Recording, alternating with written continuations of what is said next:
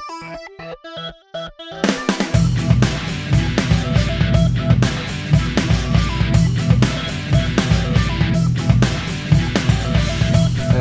and welcome to NerdVsWorld episode 75, Resident Nerd, Nerdpocalypse.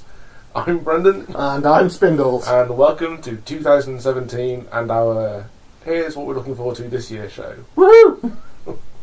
So there's going to be a lot of talk about films that come up this year that we're looking forward to, some TV shows due for fall release, and conventions and events that we're going to be hanging out at. Yeah. Right. Cool. Where do you want to... Well, I guess we should start with the fact that 2016 went out kicking and screaming. Oh god, yeah. I mean, like, that's just the worst. How do you even just bookend a year like that? David Bowie at the start and Carrie Fisher and Big Reynolds at the end. It's just insane. Yeah. It was a horrible, horrible year. It was made even more sad. I think it was like last week I watched the episode of 8 out of 10 Cats. Yeah. The Christmas special. And just asked the question, what are you going to do for Christmas? Yeah. I watched that again, and that got me. Hit me right in the feels. Yeah. That one did. Yeah, that one really got me. And there's been a lot of celebrity deaths, and like it feels weird. Like some people don't get how it affects you. Like some people are just like, well, you never knew them, so why are you so upset about it? So, well, actually, kind of did know them. They were a massive part of my formative years and my upbringing, even though I didn't realise it. And like, just because I never spoke to them in person doesn't mean that their absence isn't going to be felt by me. Yeah, I mean, I think we've spoken about this briefly before. I think when Robin Williams passed, that was the trigger for that conversation. But yeah, so Carrie Fisher, I felt that was massive. That was not okay for days. No, it was really, really not good. So yeah, 2016 was a bastard, and it's gone. It's gone. But 2017 is shaping up to be okay. Well, let's hope so anyway. I mean, who knows what it's going to throw at us in a year where Trump becomes president and a whole bunch of other stuff's due to happen. Well, do you know what? Part of me is like, kind of looking forward to seeing what happens. Like, short of an apocalypse, I'm not up for that. I'm prepared for it, but I'm not up for it. But, like, the cultural theorist in me is really looking forward to seeing what punk music gets created over the next 4 years. Like, what films and TV shows come out that have an undertow of rebellion against the regime that he's going to be putting forward. Like, music got kind of bland over the last 8 years. There was nothing really to protest. So what you're saying is that we should be having a whole new artistic movie with the hashtag Fuck Trump. Yeah. If you think about the Bush administration gave us bands like Anti-Flag and Rise Against rise into prominence, you know. So, like, whenever there's this sort of politician in power, you see a resurgence and sort of a rebirth in the punk scene. Yeah, I'm interested to see, what Rise Against in particular come out with. Yeah, I'd be very keen. They're fucking awesome live. Oh yeah. No, I saw them at Reading a couple of years ago. They were fantastic. Sadly, I mean, they did an acoustic set directly afterwards on the other stage, and I missed it. I was gutted. Found out about it afterwards when I got home. Like, they did what? Shit! I stood there and watched Bring Me the Horizon when I could have been watching an acoustic Rise Against set. Like, fuck! Swing Life Away was one of the first songs of theirs that I learned to play. And me and my friend Tim, who passed away in 2016, we used to play that for our friend Tabby. It would be going out on a night out, have pre-drinks at Tabby's house, and then we'd be playing our guitars, and then just going to get shit-faced. That's right, ass drunk. Fair play. Yeah. So 2016 was bag of dicks in Constantine, and 2017 should see some cultural upheaval in America. Let's fucking hope so. Yeah. Well, I mean, the beginnings of it are there, which I guess will go topical for the moment, which is with the Golden Globes. Yeah. So, Golden Globes happened yesterday. Some very, very pointed remarks about Trump. Meryl Streep being an absolute boss. Yeah. Not actually naming him, but it was very clear who she was talking about. And then Trump's amazingly witty and well thought out retort on Twitter. Yeah. Go Trump. Three tweets about how she's overrated and not a very good actress. And man, what a douche! I have to stop myself from trolling him. I want to keep replying to him. I don't. I keep stopping myself. I want to ask him whether he's the president-elect or whether he's, like, in the schoolyard. Yeah. He's a fucking child. Like, he's in charge of his own Twitter account, for a start. Like, why is it not taken off him? Hopefully that should someone have been will taken off him. Well, actually, no. Do you know what? I hope someone doesn't, and I hope he just carries on doing it and says something ridiculous and unretractable and gets impeached within a month. That will make me so happy.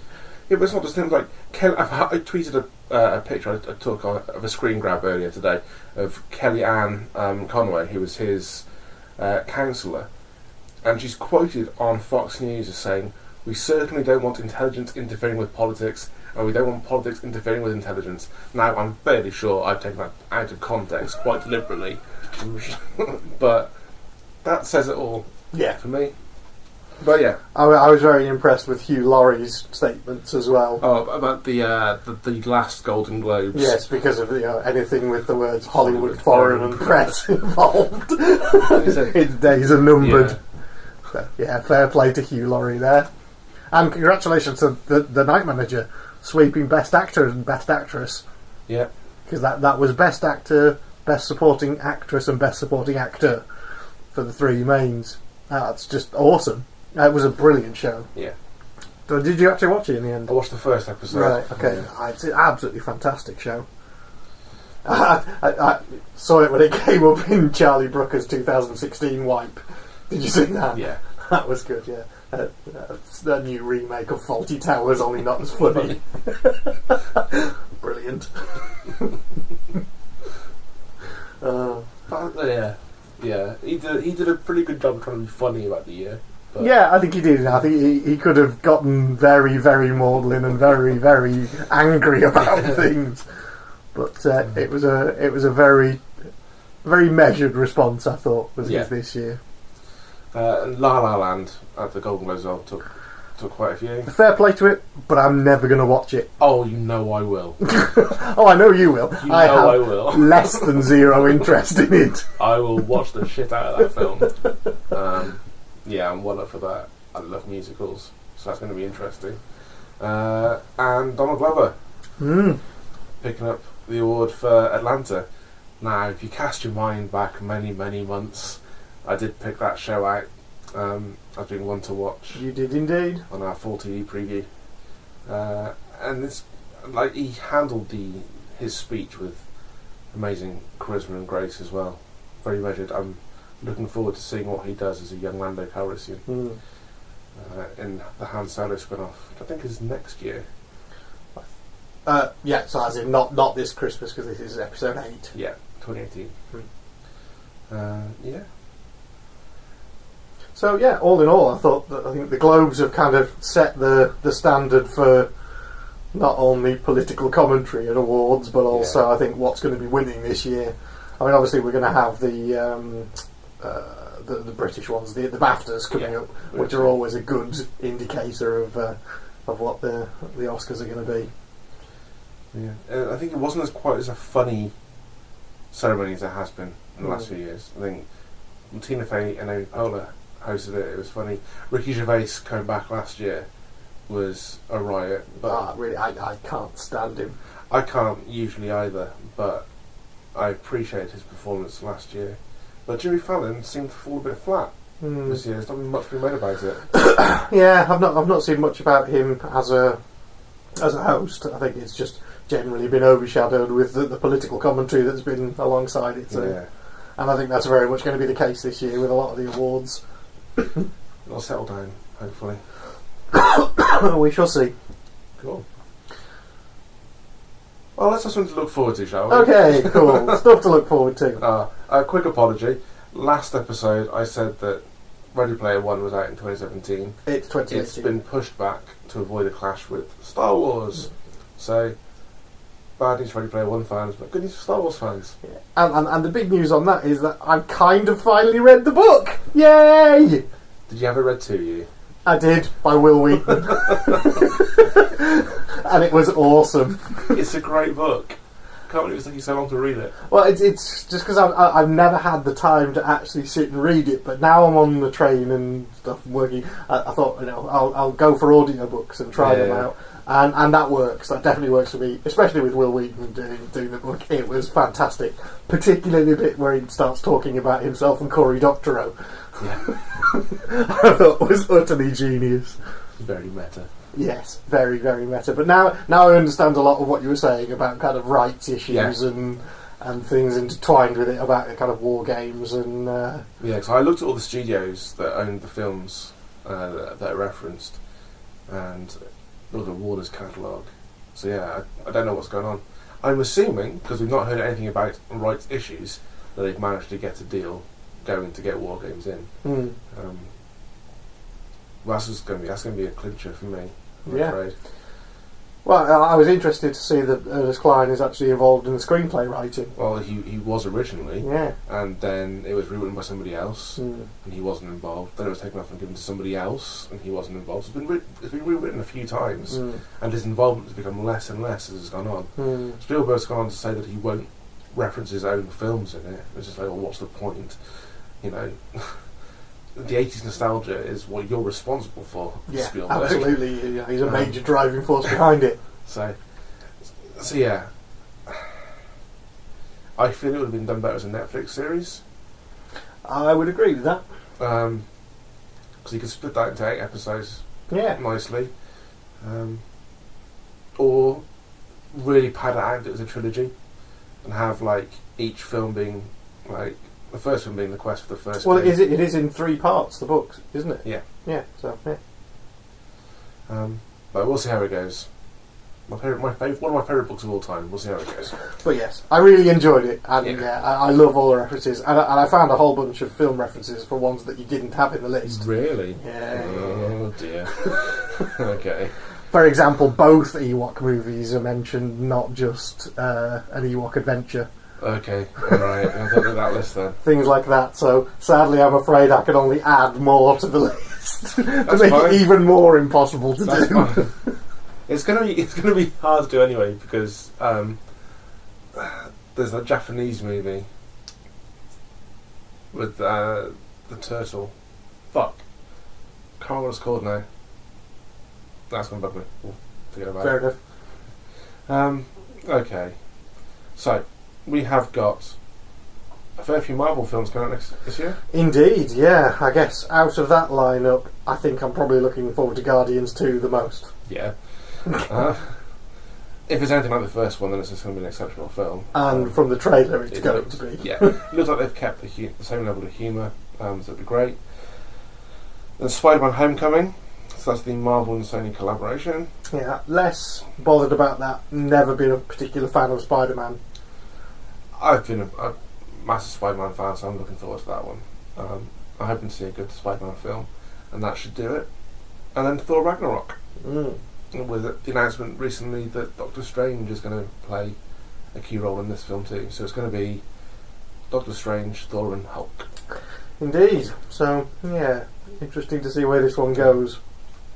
What order are they coming out in? Is it Guardians, then... I think... I've got a feeling it's Spider-Man first. I'll just check. No? Guardians first. Yeah.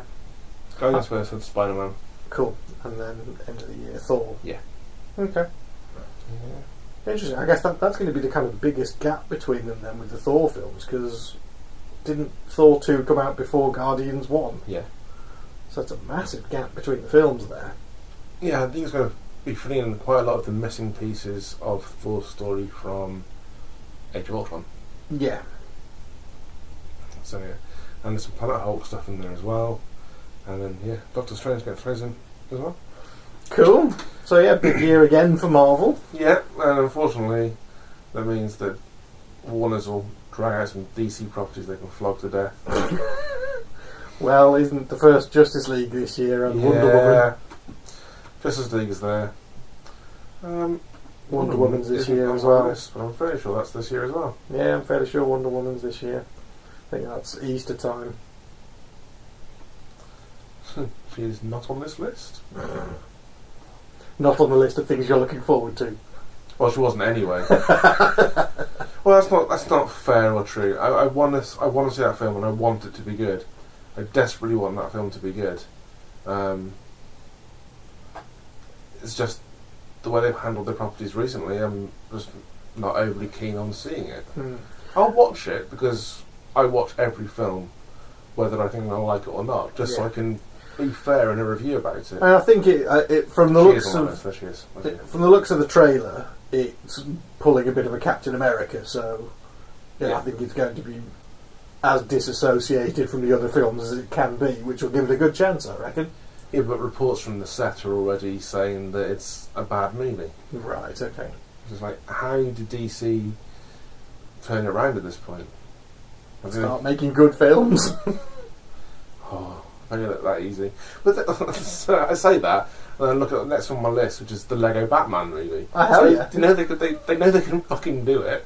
Like, that's gonna be the best Batman movie. Yeah, I believe I said that at the time I first saw the trailer. I'm like, that is going to be the best Batman movie ever. So yeah, they can do it. They just need to try harder. I don't know. Who am I to tell them what to do? But someone has to, because these films are bombing. Yeah. Other films... Critically bombing, not in terms of box office reception. They're still making numbers, but they're just not being loved by critics. Other films off the top of my head that I'm really looking forward to... trying to think now. There we go. Well, here's one for you. They're doing a semi-remake sequel to Flatliners. You mentioned this earlier. Yeah. Interesting. So it's a continuation of the Flatline stories. Yes. Kiefer Sutherland is returning as his character from the original. It's got Diego Luna from Rogue One and Ellen Page. Okay. But yeah. So you'll be watching the shit out of it regardless? Yes, because it's got Ellen Page in it. Obviously. Like, yeah. Yeah, I quite like the sound of that. I really enjoyed Flatliners. I thought it was an excellent concept and a great movie. And I'll be interested to see what they do with it many years later. I guess, I like the fact that a lot of movies are coming back now and kind of continuing the stories on 20, 30 years later, whatever, apart from the one movie this year that I'm not particularly really looking forward to, which is Blade Runner. Yeah. I'm sorry, but the trailer for that did nothing to sell me on the film. At all. In fact, it made me angry. It made me really, really angry. I am not wanting this film to be a thing. Well, sadly it is a thing. And I guess it's vying for me at the moment as to which one of these is going to annoy you more. Is it going to be this or the next Alien movie? Okay, so... Here we go, folks. Strap yourselves in. I think it's definitely Blade Runner. That will annoy me the most. I'm kind of looking forward to Alien Covenant. The fact that the poster has a close approximation of the original Geiger design Alien makes me hopeful. The trailer kind of pissed me off a little bit because you've got the spore that goes in the guy's ear, and then you get the scene with the guy's back popping out. It's just like, why add another gestational period to the alien? It's meant to be the perfect killing machine. Like, facehugger, chest burster, job done. Like, why would it add extra layers and stuff to complicate its birth? Surely he wants to simplify it. And part of me just thinks that he's doing it just because the original chest burster scene from Alien is so iconic that you don't ever have to have watched Alien to know what that film is, what that scene's from. You see it in a wider pop culture reference. So it's almost like he's trying to recreate the body horror of it all just for that. And I don't think... Well, I don't know. Again, this is me being an armchair critic. I just don't think it works. That's what you are, dude. That's awesome. I just don't think it works. And like, narratively, it makes no sense to add an extra gestational period. But it does look like, from the trailer, that were on LD41. 426. 46? Was it 46? I thought it was 41? LD 426. To Google! Going to have to look that up. Drum roll, please. Oh. Fuck off. Yeah, alright, I'm 46. I thank you. It bears more in common geographically with what we're used to from the first Alien film. Yeah, sure. Especially including the mountains and the descent and the way the derelict ship is positioned. So I think we're closer to where we're going to loop around. Cool. But yeah, that or Blade Runner for the most. I think it'll be Blade Runner. Fair enough. I just think it will be. We'll see. There are tons of movies that could piss me off next year, let's be honest. Like Triple X 2, Return of Xander Cage. Well, I'm just ignoring all of them. Yeah. Ignoring that. Any more Fast and the Furious movies, because there's another one of them coming out. Yeah, there is, yeah. So I'm just ignoring all of those. Some others that I'm looking forward to. I mentioned it last time you wrecked me for it. Baywatch. I'm looking forward to Baywatch. I was going to throw it out there. That film is going to be so bad it's good. I'm looking forward to Power Rangers. I want to see that. I'm looking forward to War of the Planet of the Apes.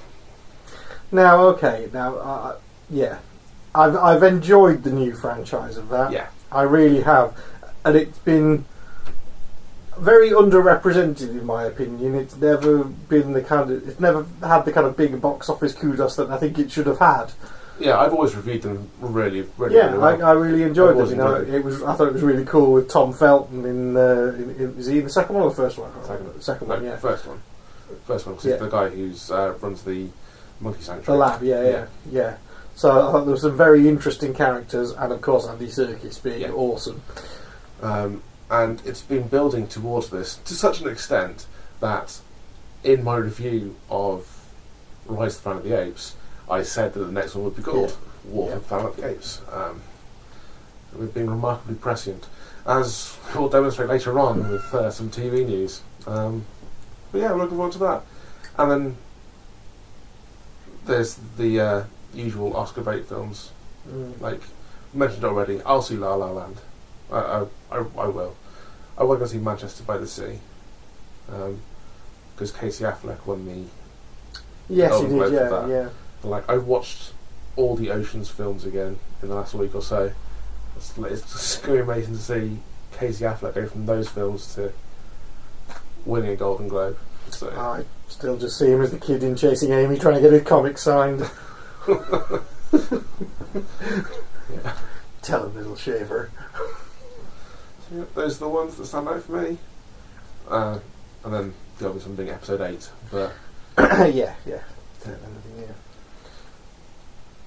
Yeah, I don't think there's a great amount. I mean, there's a lot that should have been coming out this year that I don't think is going to. That are kind of ends of things. So, like the Allegiant series, or the Insurgent series, or the Divergent series. That's the ones I've just named all the three movies, but there was supposed to be a second part to Allegiant. Yeah. And that's now not happening. So, I'm kind of a bit annoyed that I've invested in a franchise of films and they've essentially fallen at the last hurdle. It's the same with the Maze Runner series, right? Well, I didn't watch those, but yeah, I know that they made at least one of those. I don't know whether they made a second. They made two. Did they make two? Okay. So yeah, a little bit narked at that. Yeah, I don't think there's anything great that I'm greatly anticipating other than the kind of Marvel DC stuff. Logan should be good as well. Of course, yes.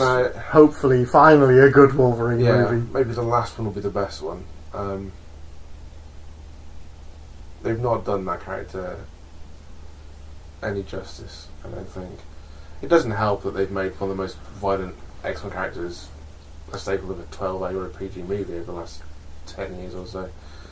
So this one's going full R rated by all accounts. Yeah. On that, one of the first films that I've seen this year was Assassin's Creed. Okay. which came into 12A, which very much surprised me. That they take an 18 rated video game franchise and turn it into a 12. Yeah.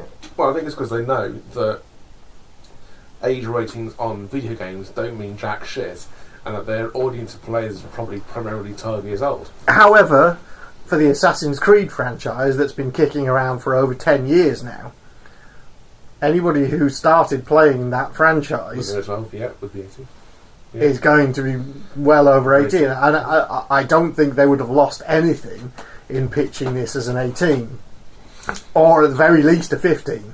You know, the Resident Evil movies, when they came out, were pitched as an 18 originally, and then they've since been kind of re-rated down to a 15, most of them. Yeah. But yeah, it was a good film. I think Emma really enjoyed it because she didn't necessarily have the knowledge of what was going on going into it, because she hadn't seen me playing any of the games and didn't know the storyline. So I was quite surprised that there was a lot more plot going on and it was a lot more modern day and it wasn't just all jumping off buildings and fighting. That, you know, the trailer contained pretty much all of the jumping off building scenes that were in the entire film, which meant the rest of it was there for plot. So it was kind of cool and it was interesting, and it's set the bar quite high to continue on. Although I'm not sure whether they will continue to do the same thing in later movies. It kind of feels like it's going to diverge completely away and follow that central group of characters, potentially in reality, rather than doing another film where a bunch of different characters end up going back in time and doing all of the things in the computer system as well. So it's a bit weird. Very shiny, very nice, interesting concept, and done very, very well. So I enjoyed it. Okay. It's not one on my list, I'll be honest. But maybe when it's on Netflix, I'll check it out. Yeah, absolutely. It's worth a watch. You know, I'd put it around the same as kind of, you know, the Prince of Persia film, which was, you know, a good kind of bubblegum action movie. And this is a kind of bubblegum action movie with a little bit of extra plot in there. Cool. Did you give it a rating out of 10? I'd probably give it between a 6 and a 7. Okay. So it's not a disastrous comic book movie because Uwe Boll went nowhere near it, so obviously it was okay. Okay, that's cool. Yeah, I think that's pretty much it for me for films. I think that it's more TV and games, I think, that I'm looking forward to this year. Well, I think in TV news then... Well, let's start with a big one, with another big shiny we were right. Constantine getting picked up by CW. Indeed. Okay, so it is in animated form, and they are looking at 5 to 10 minute episodes. Yep. But it is Matt Ryan. Yep. And the CW have already shown they have cross continuity between animated and live action. Yep. With Vixen. Yep. So it keeps Constantine alive, and it keeps the hope of another fully fledged TV series. Because I think it needs a little bit of a reboot to distance itself from the first season. Yeah. And kind of reinvent itself a little bit, which is cool. Yeah. And this gives it the breathing space to do that and try it out with a new audience, see how it goes, and then hopefully, if the interest is there, then bring it back for a fully fledged series. Oh, the interest is there, man. Well, I know that, we know that, and you know that, but the network needs to be convinced of that. Well, I think they have an idea. One, they wouldn't have bought it without some inkling of the interest being there, and I think the Arrow episode with Constantine crossover spiked pretty high on viewer numbers, so there's definitely a demand to see Matt Ryan as John Constantine doing his thing. I think so. So yeah, well, looking forward to that. And then there's the American Gods. American Gods, yes. Well, this is my current audio book, so I'm currently listening to the complete version of American Gods, which is longer than the book that I have. And yeah, it's awesome. I love it. It's one of my favourite Gaiman books, and that's coming in March, I believe it is. Is it March? The comic book adaptation is coming in March. Not sure when the TV series is coming out. So we've got 2 American God things this year. I'm fairly sure that the series is coming in March probably as well. The comic book is probably coming at the same time. Probably released to coincide. Anyone who follows me on Instagram at NerdVsWorld will know that I'm regularly in the comic shop and I'm regularly tweeting out pictures of upcoming titles. But yes, I am massively looking forward to that.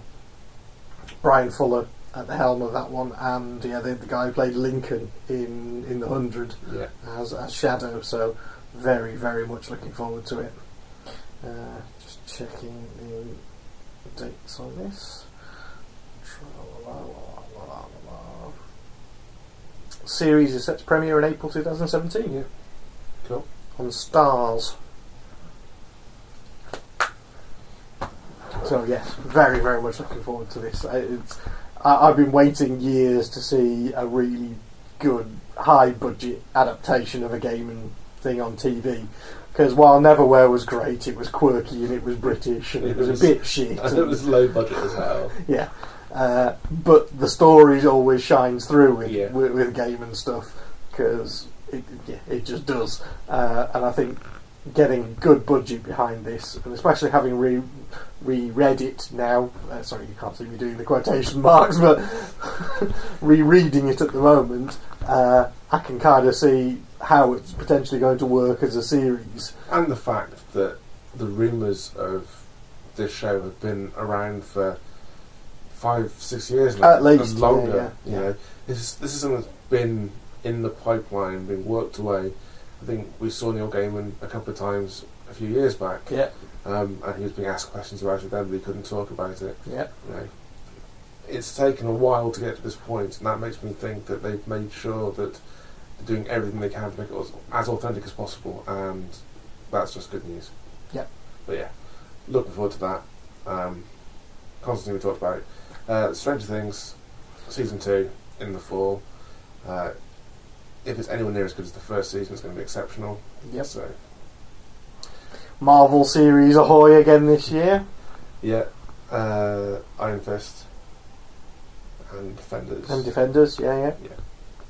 So yeah, loads to look forward to on the big and small screen. And to be honest, it's worth just taking a punt on Netflix and checking out some random shows. I know. Do you know what? I looked at it yesterday, and there's so many shows on there that I looked at and I thought, do you know what? I wouldn't mind watching that. Yeah. I wouldn't mind watching that. And I've never heard of them. They're all brand new Netflix originals ones. Yeah, so if you get a chance, the one to check out, I was introduced to it over Christmas.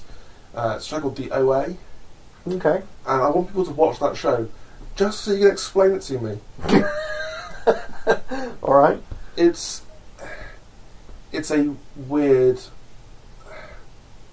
sci-fi show, but it has this kind of I don't know how to explain it, and it's going to be really weird. It's got this happy, sad feel about it. Okay. There's a real melancholy to it. But yeah, it's all about this woman who is recounting experiences that she's been through, and her pursuit of getting to another place beyond this world. Okay. I can't say more than that without giving away fair enough. things that go on. It's not easy viewing. There are some really difficult scenes to watch in there, and it's heartbreaking in places. But it's left in such a way that you don't know whether the whole thing has been real or whether it's all been made up. But yeah, Reddit's gone nuts with fan theories for it. It's a good watch, it's a hard watch, it's an intense watch, but you should definitely watch that show. Fair enough. Coming in the next couple of weeks as well, 24 Legacy. Brilliant. Come on, you've got to love 24. I do. You do, yeah. I'm massively looking forward to seeing him back on the screen again, because it's going to be Tony Almeida, and it's going to be awesome with him as a bad guy. Because I've since watched the 24 Solitary, which was a bonus feature on the 24 Season 9 Blu-ray, which is Tony escaping from prison. So that's setting it up for the next season. And with a seamless segue, Prison Break returns. Prison Break is indeed back. Yeah. Again, I loved season 1 of Prison Break. Yeah. I wasn't a great fan of season 2. Nope. And then I kind of lost interest. Yeah. Once they'd broken out of the prison. I watched it all just for completion. Oh no, I did watch it all. But Even season 3, which was Prison Break again, this time in Mexico, and yeah, not sure how they're going to do it. How do they get picked up again, get nicked again? I don't know. I don't know, but is Sarah Wayne Callies back in it again?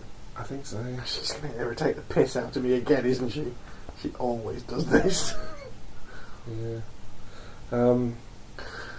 Other new shows, and these are ones that have started that I've actually either watched most of or have only just started, was one called Berlin Station, which I think we mentioned on the preview, which is a kind of CIA.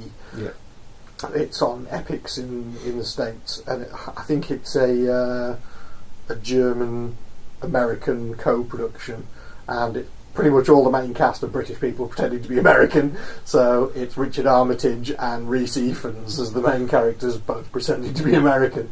But it's an excellent kind of spy thriller, and I'm really enjoying that. I'm halfway through it, and that's fantastic.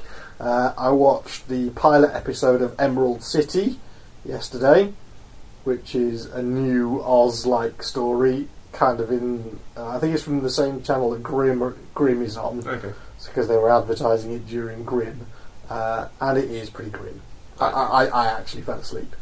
And woke up and went, well, that was a bit shit. And everyone was like, but you fell asleep. I was like, that's how shit it was. Yeah. That's my metric. It was keep me conscious. It was fairly noisy, seemed very silly. It opens with Jane from Coupling, who was in Leverage as well. Yeah. Turning up at a door in Kansas with a baby and dropping the baby off, then disappearing. Then it goes 20 years later, and she's come back to Kansas, and Dorothy Gale is now a 20-something cop, and she drives out to her mum's house to meet her, and then the house gets pulled up into a tornado along with her van, and she gets pulled in. She's got a canine unit with her, so her dog is an actual trained police dog, and that's Toto, and it's all a bit kind of OTT with a lot of kind of, witches are all doing drugs and having sex. And so it's a procedural cop drama in Wizard of Oz. In Wizard of Oz, yeah. Man. So, yeah, I wasn't sold on it at all, to be honest. So I can understand make of that what you will. And, yeah. But I won't be recommending that one. No. I doubt I'll ever be watching it again. That's fair enough. Another Netflix show, well, it's not Netflix original, but it's on Netflix now for the first time, is The Expanse. And that's fucking amazing. So, it's been out a while on other formats, but if you're a Netflix person and you haven't seen it yet, you need to watch The Expanse. Season 2, I believe, is just about to start. So they're priming you for that. Yeah. So watch The Expanse. If you haven't, if you're a sci-fi fan, especially if you're a hard sci-fi fan, it is cracking, proper hard sci-fi. Yeah. It's slow, it builds, it has subplots all over the place. It's probably one of my favourite sci-fi shows of late. Yeah. And then I think the big returning show this year is Doctor Who. I mean, we've missed an entire year of Doctor Who. We have. I think it showed a little in the Christmas episode, which I didn't think all that much to. Really? I liked it. It was funny. I think it was a good return to form for Moffat after a couple of duds. But I also think it spent too much time setting up what are essentially going to be the main bad guys of the next season. Oh, you think, yeah? Yeah. You don't walk away from an episode like that having them infiltrate UNIT and not expect them to come back again. Yeah. So I think they're very much going to be back again. In what will be Moffat and Capaldi's last series. Is Capaldi definitely confirmed to be leaving now? I think so, along with a new companion. I think it's a complete blank slate for the new writers of Series 11. Okay, in a way, I'll be sad to see Peter Capaldi go, because I still don't feel like he's actually really made the role his yet. No. No, we'll see what happens. Might be that he doesn't go. Yeah, because I was talking about this over Christmas. I can't remember who I was talking about it with, but about the companions and stuff, and I'm a bit reticent for the new companion because she just seems to be another Donna. That's weird you say that. I liked Donna as a companion, and I thought Donna was one of the better companions of the new series. Which is why I'm concerned that they're repeating her. Oh, and you think you'll devalue the original Donna? Yeah, it feels like they don't have a new idea, so they've gone back and gone, which one was the strongest? Okay, yeah. I will be especially pissed off if they turn her into a Squidgy MacGuffin after one season. Because, again, I just want a companion to be a companion. Yeah. Just a human. I think the only one that came out unscathed was Martha Jones. Yeah, but she wasn't in it long enough. She was in it for one season. Yeah. And even then she got the whole kind of wandering Jew thing down. Yeah. So I don't know. I'm interested to see where it goes. I'm just going to have to have it back on our screens on a regular basis. I've really missed that show. Oh, and the other returning one is Sherlock, of course. Have you been watching that? Yeah. I've not seen the second episode yet. It's fucking great. Because the first one was awesome. Yeah, the second one's better. Okay. The second one's better. It's a real headfuck of an episode. For all those of you out there that find Toby Jones deeply unsettling, just remember, he's the voice of Dobby.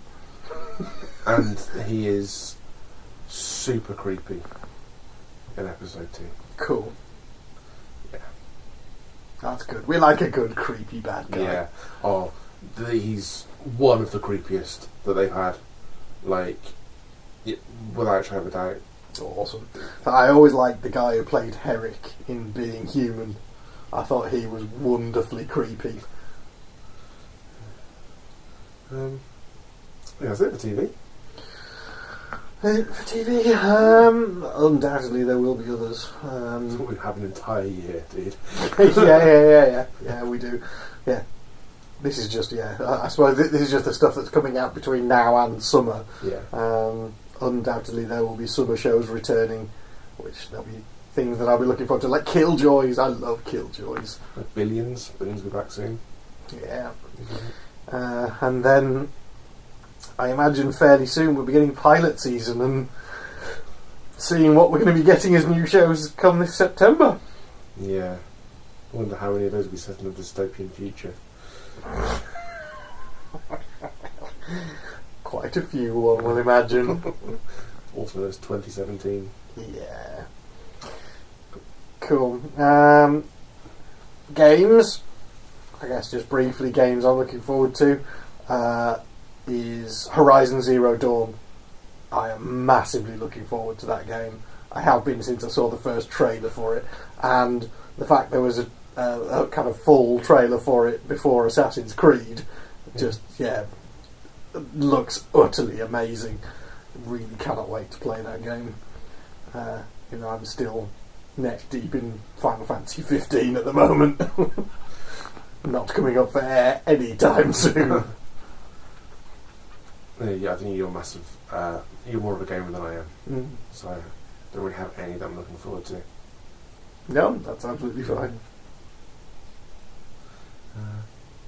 So where are we going to be at this year? Okay, yes, conventions that we're going to be at. So, I just finished recording an interview with people from the SF Ball in Southampton. So I think we're going to be popping down there for at least one day, probably not the whole event, but be popping down there to take some photos and chat to some people and generally make our presence known for a day or so. And that's the first weekend of February, so that should hopefully be our first one of the year. Yeah. There will be, unless there's anything before it, will be the Sci-Fi Weekender. Yep. Will be our first one, which is towards the end of March. Yep. Unless those of you who are coming to the MMORPG show in March, which is going to be the MMORPG show plus many beers for your birthday. For my birthday, so that'll be cool. What else have we got then? There'll be the UK Games Expo. That's in June. Before that will be Comic Book Day at Hyde and Euc in Worcester. Yep. I belong to that. And then there's an MCM around then as well. MCM is May. MCM London is in May, so we'll definitely be there for that one. Over summer, I'm definitely going to be at the Asylum this year, so I'll be there Bank Holiday weekend in August. We'll be back at EGX. I'm back at EGX in September. More MCM again in October. Other than that, yeah, still pretty much unconfirmed for a lot of it yet this year, so I guess we'll wait and see. We've got enough dates in the diary already. Indeed, so yeah, keep an eye on the events calendar, because I'm updating that at the moment on the Wonky Spanner site. I've started adding in this year's events that we're likely to be attending, so keep an eye on the calendar there, and yeah, come say hi. Yeah. Excellent. I think that's about us, isn't it? Yeah. Unless you've got anything else you're looking forward to this year? Stunned silence. I'll put you on the spot. No. I'm looking forward to seeing what franchises Pop can buy next. Oh yeah, they got Gilmore Girls Pops coming soon. Have you seen my new Dark Crystal ones? Yeah. I'll post a picture of these to associate them in the show notes, but the new Dark Crystal ones are awesome, especially Fizzgig. Fizzgig is sweet. I got my Rogue One Pops through. So I got a Jin and a Chirrut and K2SO. So. Sweet. Right, well that's all for this week then. I would say so. Thank you all for listening. I've been Brendan. I've been Spindles. And until next time, take care and be excellent to each other.